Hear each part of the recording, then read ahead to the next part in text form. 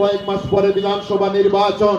এই নির্বাচনের সময় দাঁড়িয়ে বিভিন্ন, যেমন রাবণ এসেছিল সীতাকে হরণ করতে ভেশধারী হয়ে, সন্ন্যাসী বেশ নিয়ে আমার আপনাদের কাছে ভোটের জন্য আসবে, বিভিন্ন রূপে বিভিন্ন সময় বিভিন্ন ছলের অভিনয় করতে।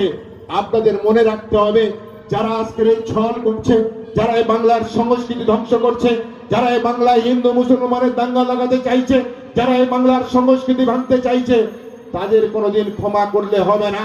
কারণ আমরা মনে করি বাংলার ভবিষ্যৎ প্রজন্ম, যারা বিগত দিনে বাংলাকে আগামী দিন বাংলাকে আগিয়ে নিয়ে যাবে। কারণ এই বাংলা রবীন্দ্রনাথ ঠাকুরের বাংলা, এ বাংলা কাজী নজরুল ইসলামের বাংলা।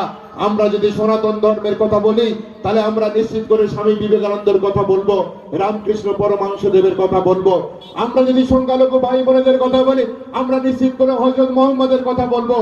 কিন্তু যারা এখানে দাঁড়িয়ে বিভিন্ন ভাবে গেরুয়া বসন পরে, কেউ বা মাথায় টুপি দিয়ে আমাদের ভোট কেটে নিয়ে মমতা বন্দ্যোপাধ্যায়ের সঙ্গে বিশ্বাসঘাতকতা করতে চাইছে, তারা একটা জিনিস জানে, মমতা বন্দ্যোপাধ্যায় যেভাবে বাংলার প্রত্যেকটা সম্প্রদায়, প্রত্যেকটা ধর্মের মানুষকে নিয়ে যেভাবে এক ঐক্যবদ্ধ হয়ে বাংলাকে আগিয়ে নিয়ে চলেছে, এটা কোনোদিন কোনোভাবে থামানো যাবে না।